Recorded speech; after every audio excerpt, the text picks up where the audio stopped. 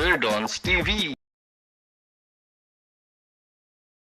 Good day, learners. How are you doing? Welcome to Creative Writing Most Essential Learning Competency 5. Today, you will write a short, well-crafted poem, haiku to be specific. Please be reminded on the previous lessons we have had on elements and literary devices. We will also explore on innovative techniques in writing poetry.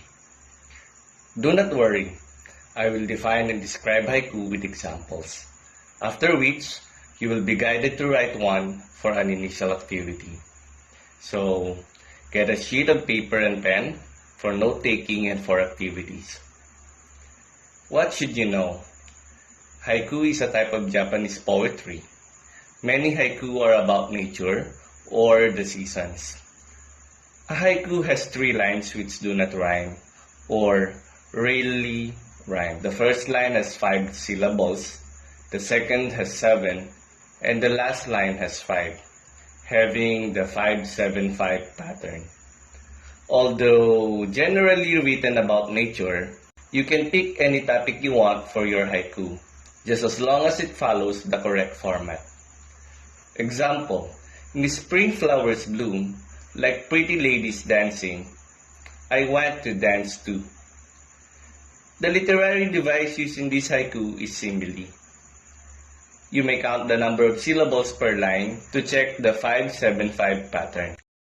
Another example, an old silent pond.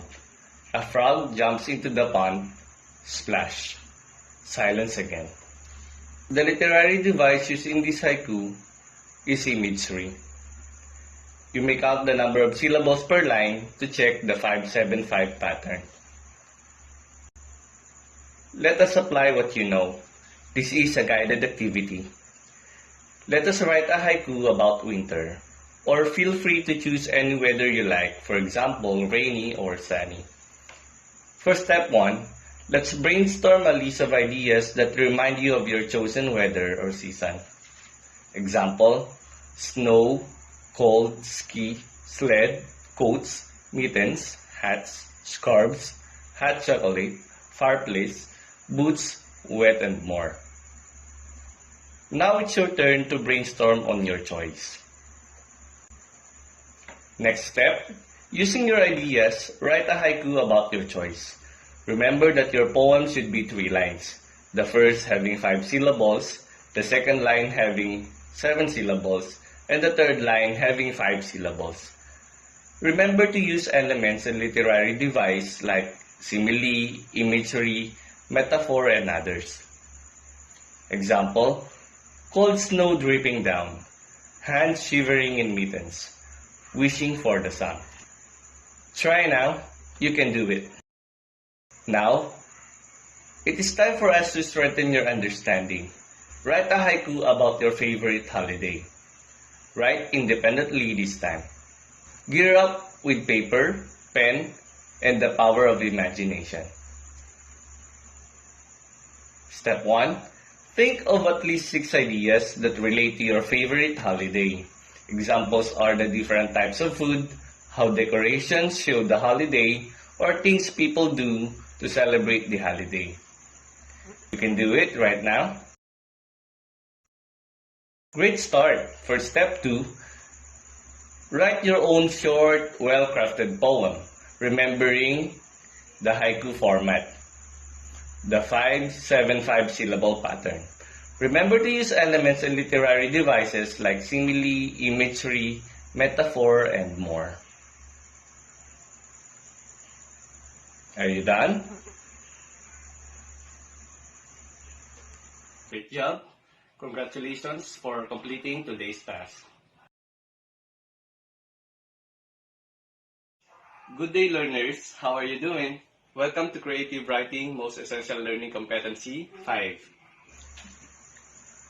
Today, you will write a short, well-crafted poem, acrostic poem to be specific. Please be reminded on the previous lessons we have had on elements and literary devices. Do not worry, I will define and describe a acrostic poem with example, after which you will be guided to write one for an initial activity. Prepare your paper and pen for note-taking and for the activities.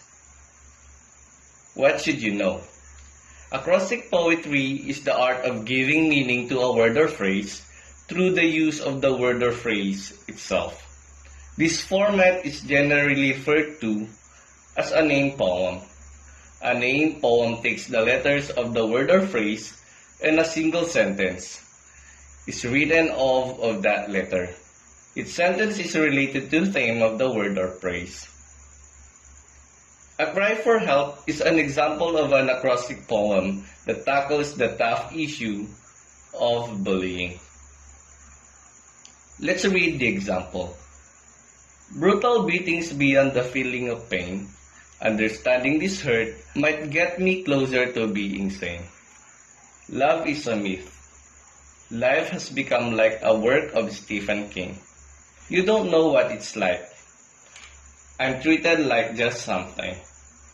Never to be kissed, comforted, or loved. Going the rest of my life, never to be hugged. The elements and literary devices used in this acrostic poem are simile, metaphor, and rhyme. Gear up yourself with paper and pen. Let us apply what you know. Let's use the acrostic format to give meaning to the word class. Step 1. Write the letters vertically. In most cases, the letters are capitalized. Step 2. Brainstorm a list of ideas to use in your poem that relate to the word or phrase you are working with. These words can start with any letter. Example: teacher's name, Santos, chairs, learning names of class subjects, books we read, students in my class, items in the class, people that visit, places we go for help, things that we are learning, areas of the room, people in my class, and more. Now it's your turn to brainstorm. Step 3. Use the first letter of each word to write a sentence that relates to class. Example: Carlo is my writing partner. Lab experiments are always my favorite thing to work with in science. Always remember to look at the pictures when reading to help you. School is a big part of my life. Santos is the last name of my teacher. As you will see, many teachers like the first letter to be highlighted or circled so that the word we are using is easily seen. Try it now on your paper. Now, let us strengthen your understanding. Write an acrostic poem that features the name of your pet, a social issue, your name or nickname, or loved ones' names.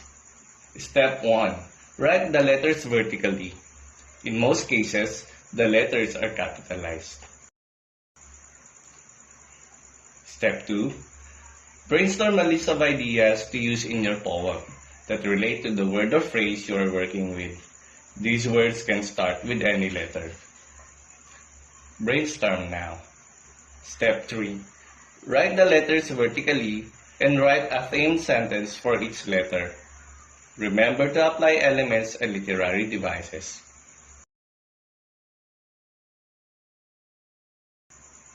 Are you done? Great job! Congratulations for completing today's task.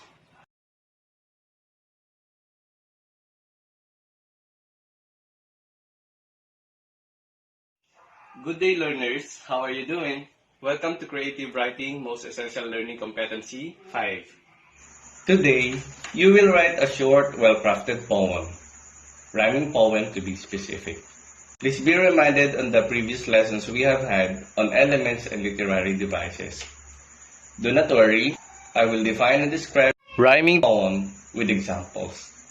After which, you will be guided to write one for an initial activity. Gear up yourself with paper and pen for note-taking and for the activities. Let's start. There are three main types of rhyming poetry: couplets, triplets, and quatrains. Couplets are two lines that rhyme. Example: The time is out of joint, O curse is spite, that ever I was born to set it right. Words that rhyme are spite and right. Another example, this precious book of love, this unbound lover, to beautify him only lacks a cover. Words that rhyme are lover and cover. Triplets are three lines that can all rhyme, or just have the first and the third line rhyme. Example, the shiny blue lake, he saw a penny he could take, but then he found it was a snake. Words that rhyme are lake, take, and snake. Quatrains are four lines that can either be two couplets, the first two lines rhyme and the last two lines rhyme, or the first and third line rhyme while the second and fourth line rhyme. Example, well, it's one for the money, two for the show, three to get ready, now go, cat, go. Money and ready rhyme, and show and go rhyme. Let's have the activity. Gear up yourself with paper and pen. Let us apply what you know.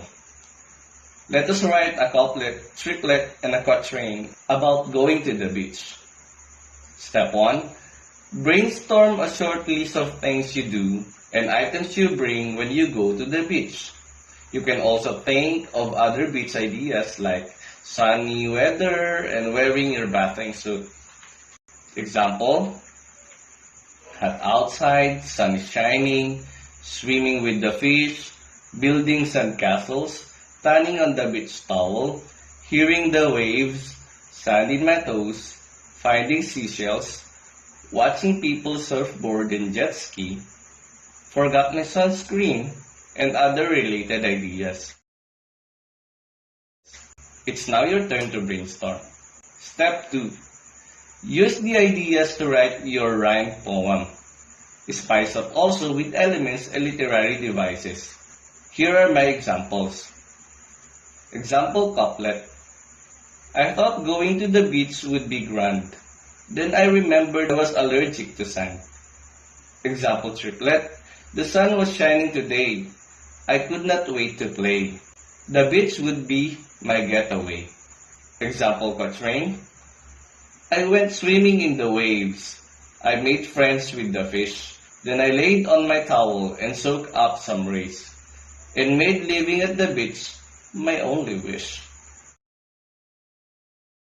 Now it's your turn to apply your brainstormed ideas. I guess now you are ready. Let us strengthen your understanding and work independently. Write a couplet, triplet, and a quatrain for going to the park. Spice up your poem with other elements and literary devices. Step 1. Jot down ideas on a trip to the park. Examples include what you do, what do you see, how is the weather, or who do you play with. Brainstorm now. Step 2. You can do it. Use your ideas to write couplet, triplet, and quatrain. Do the writing now. Are you done? Great job! Congratulations for completing today's task.